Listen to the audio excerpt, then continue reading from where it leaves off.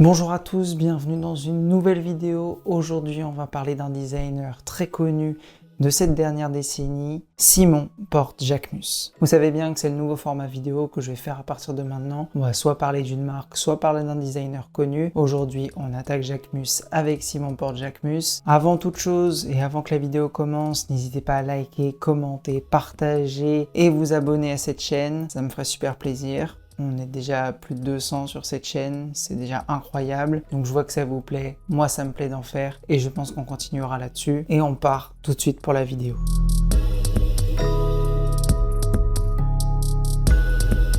Simon Porte-Jacquemus naît en 1990 à Bramjean, un tout petit hameau rural près de Salon-de-Provence. Ce décor n'est pas anodin, il grandit littéralement au milieu des champs, dans une maison entourée de blé, de vignes et baignée de lumière du sud. Cet environnement lui offre une vision du monde simple, poétique et très sensorielle, marquée par les couleurs naturelles, les textures brutes, les odeurs du linge qui sèche et le vent qui balaie les collines. Simon est issu d'une famille modeste d'agriculteurs. Ses grands-parents maternels l'élèvent dans une sorte de routine champêtre avec des gestes simples, proches de la terre, loin du tumulte des grandes villes. Cette enfance, il ne l'idéalise pas, mais elle reste pour lui une source d'émotions pures, une matrice qui reviendra sans cesse dans son travail. À 19 ans, Simon perd brutalement sa mère, Valérie Jacquemus. Cette disparition va le marquer à vie. Sa mère était sa première muse, la figure lumineuse de son imaginaire. Elle incarnait pour lui cette femme solaire, libre, nature, fière de ses origines rurales. C'est en pensant à elle qu'il fonde en 2009 sa propre marque, Jacquemus. Ce n'est pas un simple choix commercial, il donne à sa marque le nom de jeune fille de sa mère comme un acte de mémoire, presque comme si chaque vêtement devait quelque part lui survivre. J'ai lancé Jacquemus pour donner une vie plus longue à ma mère. Cette blessure intime, il la transformera en une sorte d'esthétique lumineuse, pleine de vie, presque enfantine, où le naïf devient sophistication. Tout dans l'univers de Jacquemus renvoie à cette enfance provençale. Les couleurs, le beige du blé, le bleu du ciel, le blanc des murs à la chaux, les formes, les lignes simples, naturelles, celles que l'on retrouve dans les paysages et dans les vêtements rustiques de sa région, les matières, le lin, la toile brute, les tissus qui respirent et bougent avec le vent, les images, le linge suspendu, une silhouette nue avec une chemise trop grande, un corps qui joue avec les lumières. Pour lui, la mode ne doit pas être intellectuelle, elle doit raconter une histoire, la sienne, celle d'un enfant du Sud, élevé dans la nature entre tradition et rêverie. Après son adolescence dans le Sud, Simon Porte-Jacquemus quitte Bramjean avec un rêve en tête, travailler dans la mode à Paris. Mais contrairement à d'autres créateurs de sa génération, il ne passe ni par Centrale Saint-Martin, ni par l'IFM. Il n'a pas le parcours classique des futurs grands couturiers. Simon a toujours eu un rapport instinctif à la création, plus spontané qu'intellectuel. À 18 ans, il s'installe dans la capitale, un peu perdu mais déterminé. Il s'inscrit brièvement à une école de mode, l'Es Mode, mais il quitte l'établissement après seulement quelques mois. Il ne s'y reconnaît pas, trop académique, trop rigide, trop loin de ce qu'il cherche. Jacquemus veut raconter des histoires, pas apprendre à faire des patrons parfaits. Il est allergique aux cases, aux règles, aux dogmes parisiens. Pendant cette période, il prend des boulots alimentaires pour payer son loyer, notamment il travaille comme vendeur chez Créateur de mode, la boutique Comme des garçons à Paris. Cette expérience est fondatrice, il observe le travail de Rei Kawakubo et comprend que l'on peut faire une mode radicale, conceptuelle, libre, tout en construisant un univers cohérent et solide. C'est d'ailleurs l'influence japonaise, cette approche artistique et libre de la mode qui va plus tard transparaître dans ses propres collections sous une forme naïve et poétique. Il commence à fabriquer des vêtements artisanaux lui-même, souvent à la main avec des chutes de tissu. Il vend ses premières pièces directement dans la rue, à la sortie du métro ou sur internet via des blogs. Avec cette approche très spontanée, presque punk, loin du système traditionnel de la mode, il n'a aucun carnet d'adresses, pas de soutien d'une grande école ou d'une maison établie. Il fonctionne à l'intuition et au culot. Comme quelqu'un qui veut être docteur, il sait qu'il va être docteur, moi je sais que j'allais faire de la mode, tu vois.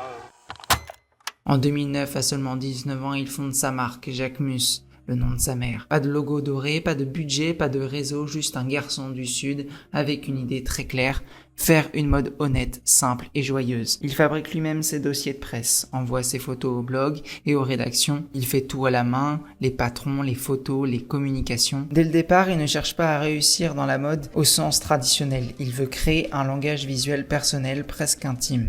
Pour lui, Jacquemus n'est pas un business plan, c'est un hommage, un prolongement affectif. Il dira souvent que s'il avait perdu son père, il aurait peut-être lancé une marque de vêtements pour hommes. Et il a perdu sa mère, et c'est elle qui lui inspire son idée de mode.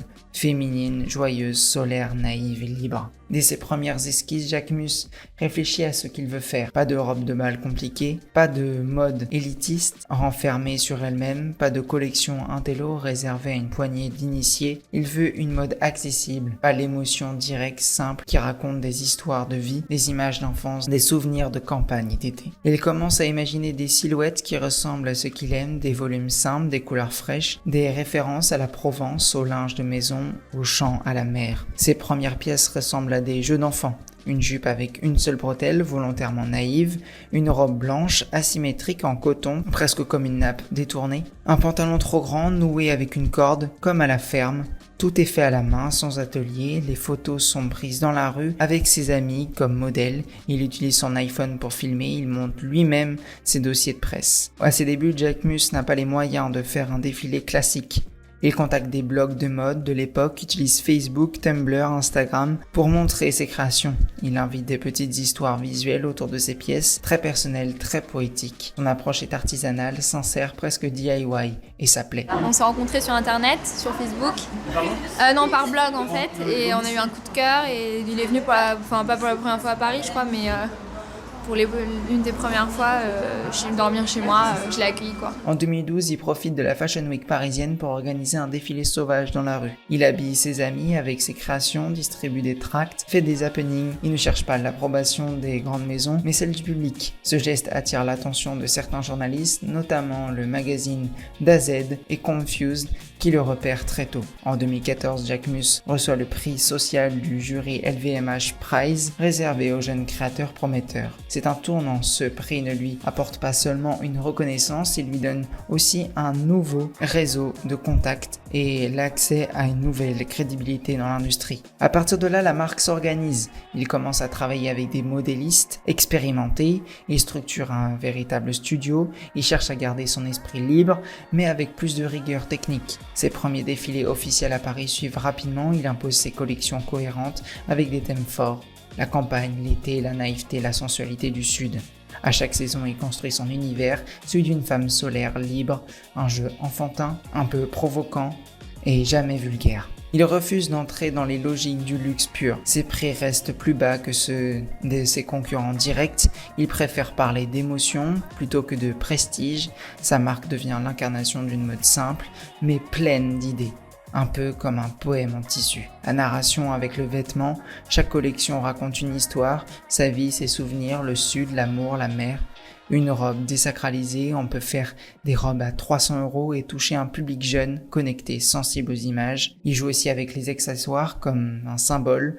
Le succès du Chiquito, un micro-sac culte, en est un parfait exemple. Depuis ses débuts, Jacquemus joue avec les mêmes ingrédients, l'enfance, le sud, la naïveté, la sensualité simple, les lignes franches, les couleurs chaudes, mais collection après collection, il affine son propre. À mesure qu'il gagne en technique, ses pièces deviennent plus fortes, plus structurées et certaines deviennent même des icônes. Entre 2012 et 2015, la mode naïse, les formes simples, le blanc comme mantra. Il crée des robes asymétriques en coton blanc, très brutes, une jupe avec une sangle à bretelles décalées, des chemises oversize inspirées du bleu de travail, le défilé clé L'Enfant du Soleil en 2015, une mode encore artisanale, brute, très inspirée de la Provence, de la mer, du linge qu'il sèche. Non, je savais pas dessiner, mais je sais toujours pas dessiner, mais je sais ce que je veux. Entre 2016 et 2017, c'est autour de l'oversize, du décalage, la provocation sage. C'est à ce moment qu'il impose ses fameuses propositions exagérées. Il joue avec la symétrie, le déséquilibre, les volumes trop grands qui créent des silhouettes naïves, mais assuré. Les pièces emblématiques de ces collections sont le blazer oversize à manches disproportionnées, le pantalon trop long, porté taille haute, chemise nouée autour de la poitrine, avec un défilé clé en 2017, la Bumba où Jacquemus commence à raconter l'été, la sensualité des corps, l'amour des matières simples et des couleurs du Sud. Entre 2018 et 2019, c'est au tour de la mode solaire et sensuelle. Il passe d'une mode conceptuelle à une mode plus sensorielle, plus mature, des vêtements souvent davantage sur le corps. Les coupes deviennent plus flatteuses, plus sensuelles sans jamais tomber dans le vulgaire. Les robes drapées aux bretelles fines, les tops asymétriques dévoilant l'épaule, le célèbre chapeau XXL, le chapeau Bomba avec 2 défilés clés, le Gadjo en 2018 et la Riviera en 2019, le Sud, la mer, les chapeaux, le linge blanc, les souvenirs d'enfance, Jacquemus trouve son ADN visuel. En 2019, il va faire un défilé pour fêter les 10 ans de la marque, fixé dans un champ de lavande à Valençol avec un tapis rose choc inspiré de Hockney qui tranche au milieu du violet massif. Jacquemus revisite ses origines rurales symboliquement et visuellement. Sur la scénographie et l'ambiance, le paysage est ouvert, lumière directe du sud, tapis vif comme fil vert d'une carte postale visuelle, l'odeur de la lavande, la chaleur, la couleur. On ne regarde pas un podium, on inspire une mémoire. Les pièces clés sont la robe drapée minimaliste, géométrique, précise, tailleur fluide en lin, pantalon et veste en tonalité claire, accessoires en raffia, micro-sac le Chiquito, mule carré. C'était un message clair, la mode Jacquemus, ce n'est pas seulement le luxe urbain, c'est l'émotion solaire, cet instant média où propulser le marqueur sur la scène internationale. Le défilé L'amour à l'été 2020 avec un autre contexte et d'autres intentions. Juste après le confinement, Jacquemus revient à l'essentiel, un champ de blé mouillé, de poussière et de souvenirs agricoles, œuvre d'un retour à la simplicité, d'un hommage à ses racines et à l'amour non spectaculaire. Une faille dorée dans un champ, alignement de mannequins comme une silhouette rêvée, lumière tamisée, corps exposé, légèrement presque ralenti, chemise en lin ouverte, nuance sable et blanc, robe habillée sans artifice, volume droit, blazer porté à même la peau, ceinture naturelle de cordes. Jacquemus impose sa capacité à créer des émotions avec peu. Chaque silhouette rappelle que l'élégance peut résider dans la discrétion. Avec son défilé Le Papier en juin 2022, présenté dans les salins de Camargue, 180 000 tonnes de sel transformées en décor immaculé, ce défilé est une page blanche visuelle, un retour à la pureté après des expérimentations colorées. Le décor est lunaire, les blancs crus, silence, craquement du sol et du sel, vent froid, la nature comme sculpture, c'est une épreuve, presque un rite. Les pièces clés vont être la veste oreiller, puffy, en coton blanc, référence au coton, bustiers sculpturaux, transparence délicate, poignets zippés en pièces inspirées de l'astronautique. Il marque d'un renouveau, une sophistication, quiet luxury. Jacquemus réécrit ses codes dans une esthétique minimaliste et sensorielle. En juin 2024, pour ses 15 ans, Jacquemus choisit la Villa Malaparte à Capri, décor iconique de Godard avec les références au film Le Mépris. Intimité sculpturale, 40 invités, arrivée en bateau, atmosphère new wave italienne, l'architecture, la Méditerranée, l'histoire filmique se mêlent à la collection. Robe trapèze, bustier grec, dos nu, coupe fluide, manteaux sculpturaux, motifs zèbres, imprimés marins et stylisés, le sac La Spiaggia, rond, carré, bombola, espadrille, bout carré, chaussures double talon, un manifeste de maturité où Jacquemus confirme sa place dans l'histoire du luxe narratif. Son évolution de l'enfant du Sud à l'architecte moderne.